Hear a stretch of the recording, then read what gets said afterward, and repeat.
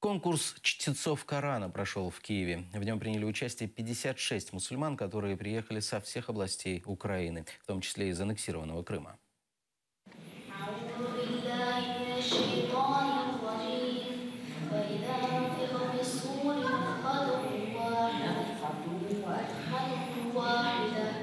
В конкурсе чтецов Корана соревнуются настоящие знатоки священного писания. В столицу съехались 56 конкурсантов. Жюри определяют лучшего из лучших. И пусть Всевышний Аллах поможет каждому сегодня из участников. Крымчанин Осман начал изучать Коран с 14 лет, а к 17 выучил наизусть. На конкурс приехал, преодолев 1000 километров. Говорит, главное участие, а не победа. Я закончил уже Коран наизусть полностью. Сейчас и на протяжении всей оставшейся жизни для мусульманина является обязанностью повторять и закреплять Коран, чтобы не забыть его.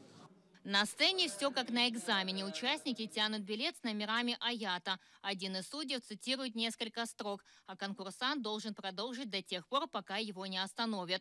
Читают Коран в оригинале, на арабском, а это значит справа налево. Мы все ждали этого дня, чтобы проверить себя в первую очередь, попробовать свои силы. Это дает свой стимул, есть к чему идти дальше. Вот. Переживаю, что все забуду, что вот сяду и все, и из головы все вылетит. Вот это самый страх, наверное. Кроме всего прочего, у хафиза должна быть хорошая память. В Коране более 6000 аятов, а это 114 сур. Соревнуются в 5 номинациях. Весь Коран – это 30 джузов, 15, 10, 5 и 2 джуза. Судьи говорят, тут без помощи Всевышнего не обойтись. Все по справедливости каждого студента оценить так, как он знает. Да, чтобы не дать ему больше баллов, не дать ему меньше баллов.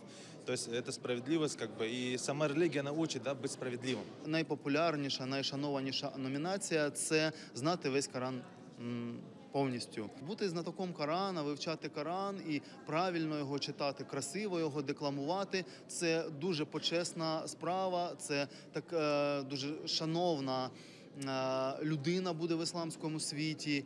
Переможці цього конкурсу будуть представляти мусульман України на всесвітніх конкурсах чтеців Корану. Оценивают красоту и мелодичность голоса, а также правильное произношение. Ведь ошибка в одном звуке может полностью изменить смысл слова, а конкурсанту стоит победы. Эльвина Седулаева, Асан Иминов, Заман, АТР.